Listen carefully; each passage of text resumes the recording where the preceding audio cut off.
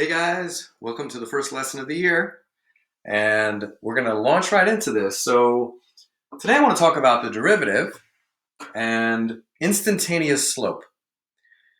And we'll start with a very strange question, and that question is, what is the slope of y equals x squared?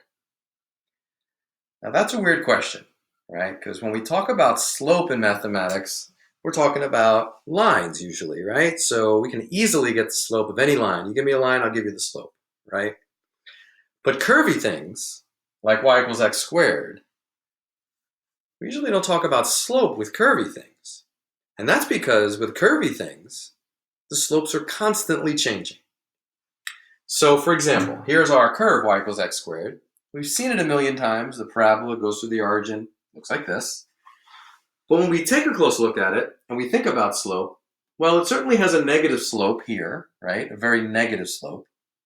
And then that slope remains negative as we move along from left to right. But hopefully you realize that the slopes are changing. So when we get to here, and actually as we get through all the way through here, the slopes are getting less steep. It's really apparent that they're getting less steep here, right? In fact, maybe the slope here is negative a half. Whereas up here, I don't know, maybe the slope is like negative 5 or something like that, right? So the slopes are actually increasing, but they're still negative. So maybe at this point we're at negative a half, but eventually the slopes reach 0, right? So when we're at the origin, the slope of this curve is 0. And then all the slopes become positive. So maybe we have a slope of 1/2 here, and then maybe we have a slope of 3 over here, a slope of 5, whatever it is. But these slopes are constantly changing. And of course, you did make that connection last year between these slopes and this thing called the derivative, right? You also learned last year that it's very simple to find the derivative of a function like y equals x squared. And you eventually determined that the slope or the derivative of y equals x squared was 2x. So if the derivative is 2x, the connection to slope is this. We have this curve that has these slopes that keep changing. Well, guess what? 2x is the slope of this curve everywhere, right?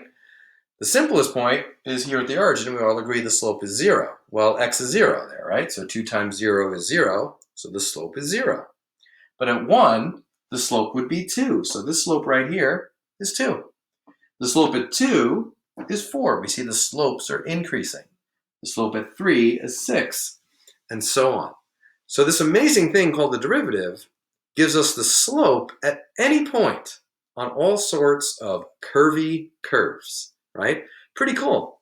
But mathematicians didn't always know what a derivative was. In fact, for many, many years, they had no idea.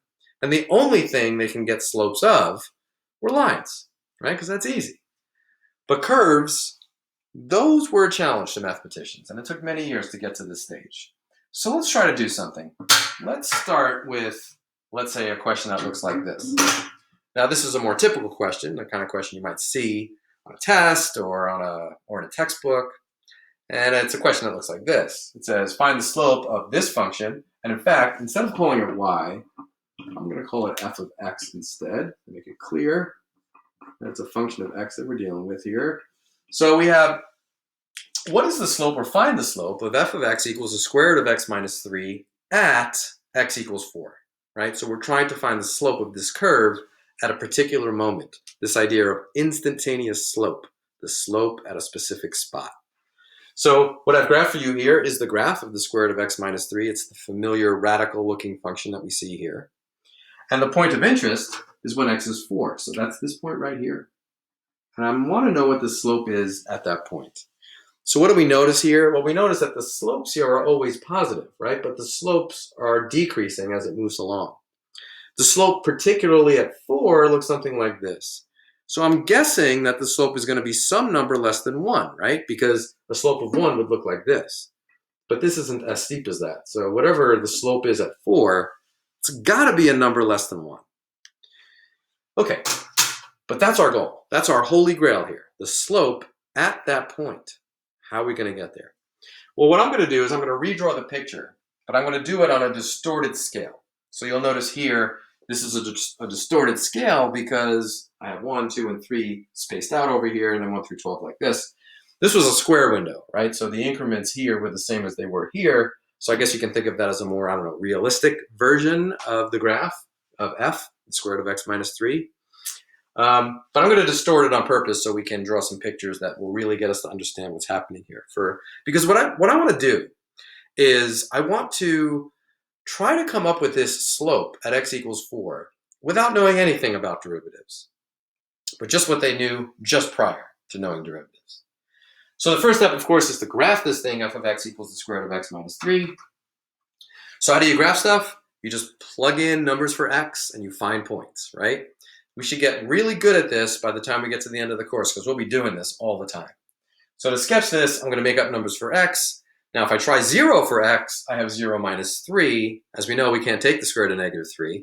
And I know you're thinking imaginary numbers, but we're not going to deal with imaginary numbers here in calculus. Everything in here is going to be the real number system. So, okay, it's nice. Imaginary numbers are good, and they are useful, but not for us this year. They will be for certain studies in math when you get to college. But for us, just real numbers.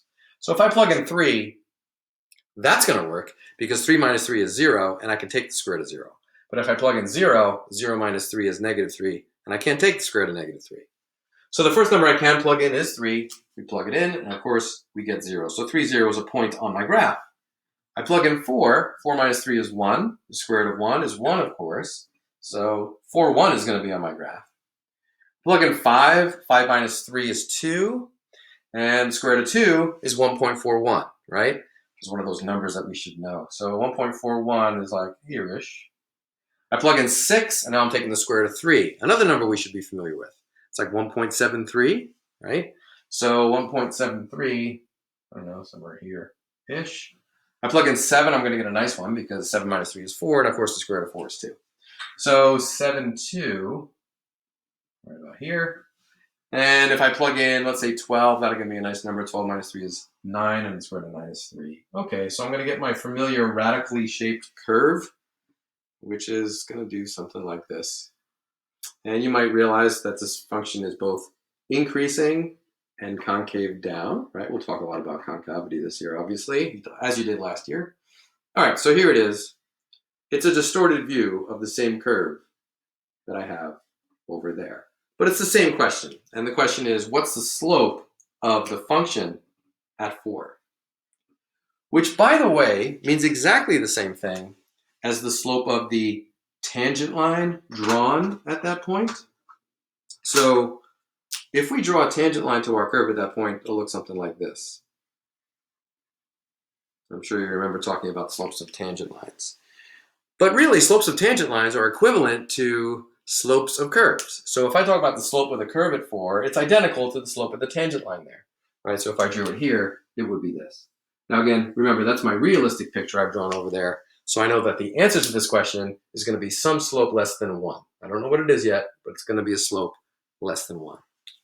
Okay, now, before they knew about derivatives, of course they knew how to find the slopes of straight lines. So the best they could do to try to estimate what the slope was at this point was to do this. So first, let me label this point. That's the point 4, 1. This point here, I'll label that one. That was the point 7, 2. And this point over here that we found was 12, 3. So just to label a few points on our graph. Okay, what I'm going to do is this. And this is what they did. They were like, okay, I want to get the slope of this tangent line, in other words, the slope of that curve. I know what I can do. And what I can do is, I don't think that marker works, so I'll use this one. Is what we can do is we can draw a straight line from 12, 3 down to our point of interest, which is 4, 1.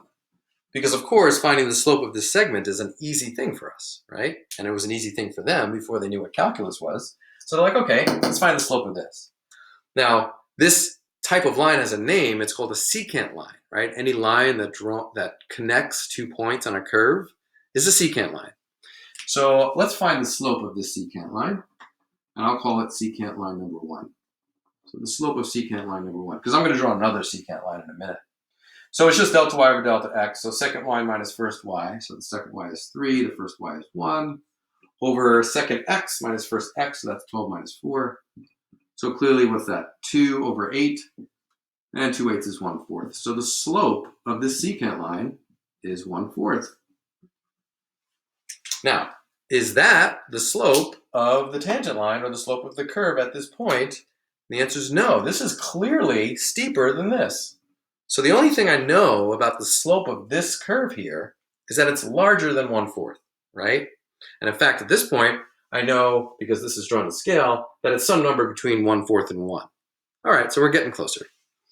And speaking of getting closer, as you hopefully realize, if I join this point, the 0.72, to my point of interest, which is 4, 1, I could easily get the slope of this segment, and this secant line would give us a better estimate when we calculated slope of the slope we want. It still won't be the same as the slope we really want, with the slope of the tangent line, but it'll be closer, right? So let's find the slope of this secant line number 2, which is this one here. So the slope of secant line number 2, again, second y minus first y, so that's 2 minus 1. So 2 minus 1 over second x minus first x, that's 7 minus 4. So that's going to be 1/3. So the slope of the secant line number 2 is 1/3. No surprise that this slope is larger than this one. So we went from 1/4 to 1/3, but again, our holy grail is the slope of the tangent line. What do we know about the slope of the tangent line at this point? Well, now we know it's bigger than 1/3. And based on appearances, less than 1. So, okay, somewhere between 1/3 and 1. And that's where we are at this point. Now, of course, what they realized when they started doing this was that, you know what? If we get really, really, really close to our point, our estimates are going to get really, really close to the slope we really want. So for the next part of our lesson, I'm going to talk in more general terms of how we can get closer and closer to this point. Okay, so remember, guys, our goal is to get to the slope at x equals 4. So you can think of it as the slope of the tangent line there, or the slope of the actual curve there. And also remember that even though this looks pretty steep, it's only because I've distorted the picture, right? We know that the slope is actually less than 1 based on the picture I had up here before.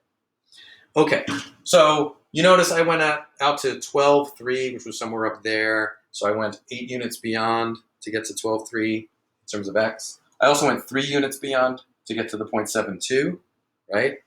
But now I'm going to just go a certain number of units beyond 4, and I'm going to just call that arbitrarily h. So I'm going to say I go h units out to the right. So let's say that takes me to this x value right here. So if I go up to the curve from that x value, it's straighter, but I'll get to this point. Now, what would be the coordinates of this point right here? Well, the x-coordinate clearly is more than 4. Well, how much more than 4 is it? It's h units more, so the x-coordinate is simply 4 plus h. So hopefully you see that. What about the y-coordinate, though? Well, how do we get y-coordinates? Well, we take f of our x value. The x value is 4 plus h, so the x value here is f of 4 plus h. And there we have it, the coordinates of our point. Or at least this point. Or any point that's h units beyond 4. Now, what about this point right here? What are the coordinates here? Well, the coordinates are 4, comma. Well, how do we get the y-coordinate? Well, we just plug in 4. So that's going to be 4, comma, f of 4. So in general terms, this secant line's slope that I'm drawing here, the secant line, we could find its slope. So let's do it. So the slope of this secant line is second y minus first y. So that's, parentheses here. That's f of 4 plus h minus f of 4. So f of 4 plus h minus f of 4. That's my delta y. Second y minus first y. Second x minus first x is 4 plus h. That's my second x. Sorry, second x, 4 plus h minus 4. So we have this. So the slope of the secant line, the general secant line, drawn from the place where x is 4, is f of 4 plus h minus f of 4 all over, of course, the 4 and the negative 4 cancel, over h. Now, some of you might be getting excited by what you see there because you recognize it from last year. And it's not the biggest deal in the world, but it's important. It's known as the difference quotient, right? Now that difference quotient is not going to give us the Holy Grail. Remember, the Holy Grail is the slope of the point at 4.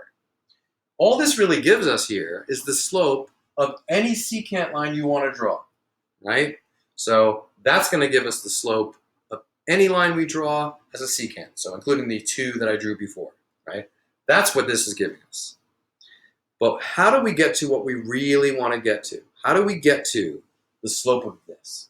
Well, hopefully you realize the idea here is that as I draw secant lines to points closer and closer to this point right here, I'm going to get closer and closer to the tangent line slope that I want.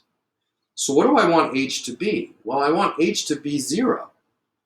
But that's a problem because if you plug in 0 here, you can't do that because, as you know, we can't divide by 0. So that's a dead end. And that's a dead end that had mathematicians stumped for many years. It wasn't until the idea of limits popped up that the breakthrough happened. Because, of course, what we're going to do, since we can't let h be 0, we're going to let h approach 0. And there's the idea of the limit, the thing that governs everything we do in calculus, the limit. So we know that the Holy Grail, the slope of the tangent line, is going to be the limit as h goes to 0 of f of 4 plus h minus f of 4 all over h. And this is the Holy Grail. That's the breakthrough. This is just the difference quotient. This is the magic, right? Because this is going to get us there, okay? All right, so let's see if we can step through how to get there using some sophisticated mathematical manipulations. So we'll take a moment to do that. So let's do it. So the slope of the tangent line, and again, just to reiterate, this, without the limit there, is not magic. It's just the difference quotient, and it would just give us the slope of secant lines. This is now the magic. That's going to get us the slope of the tangent line at that point. All right, so like I said, some fancy math will get us there here, I think. So the slope of the tangent line that we want for this case is going to be the limit as h goes to 0 of, all right, f of 4 plus h. Well, here's my function. So I'm going to plug in 4 plus h in for x. So that's going to be the square root of 4 plus h, that's my x, minus 3.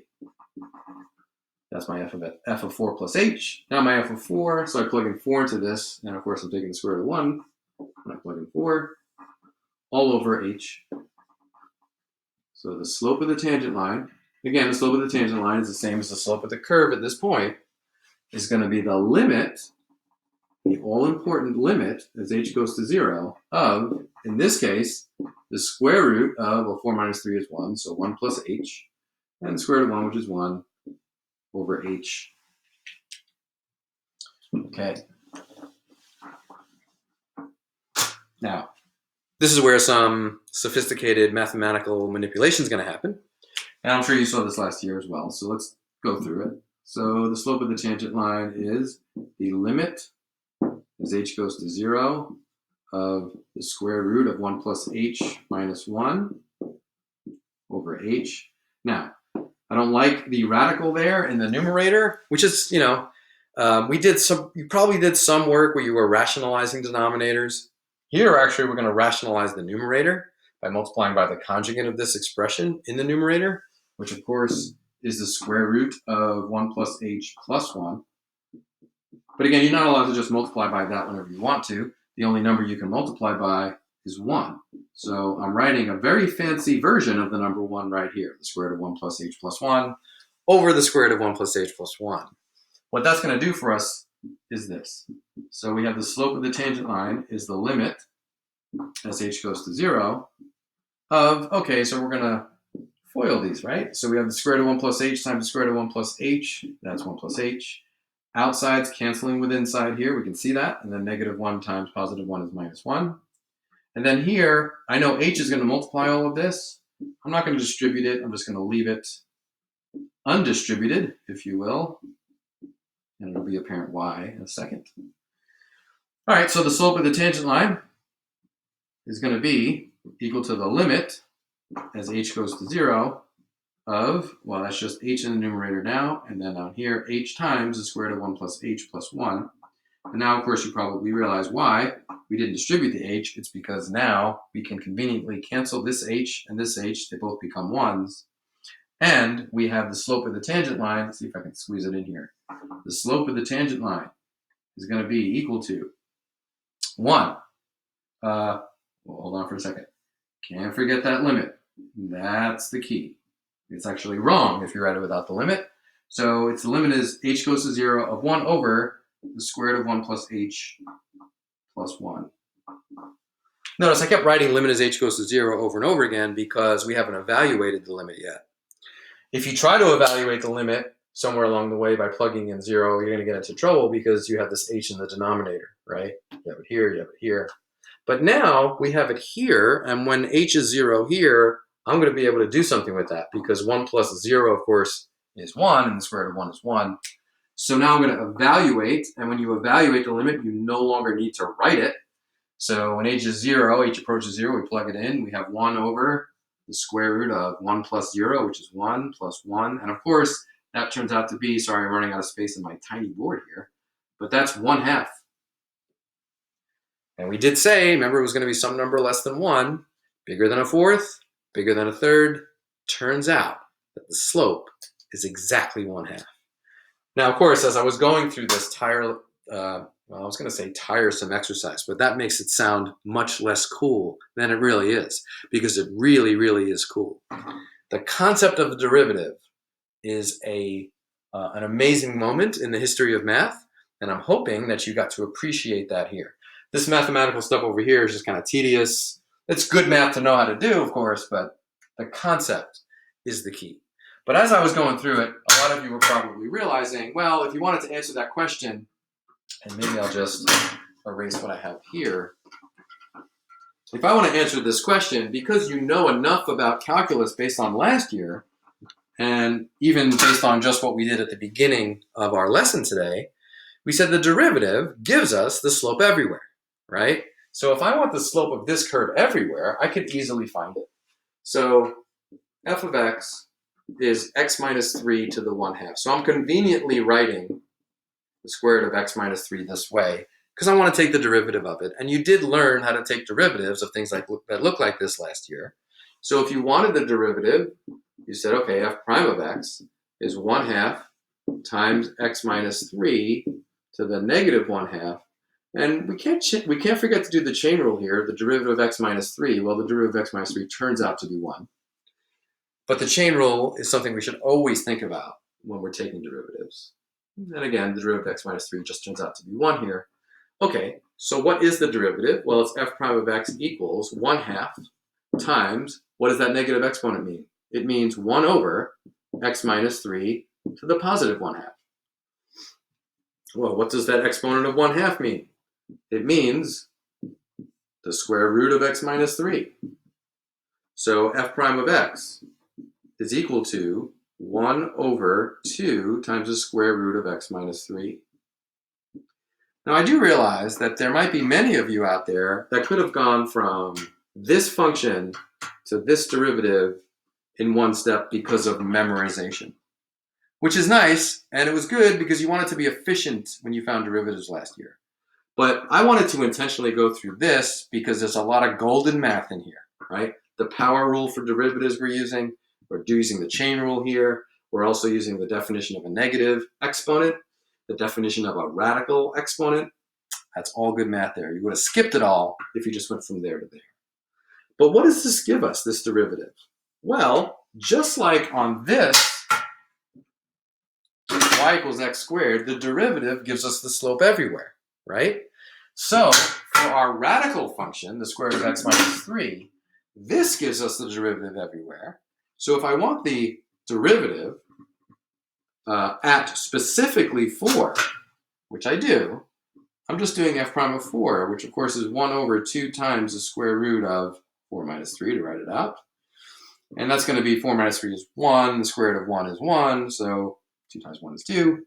So my denominator is 2, and lo and behold, we get that magical slope of the curve, the square root of x minus 3, at x equals 4.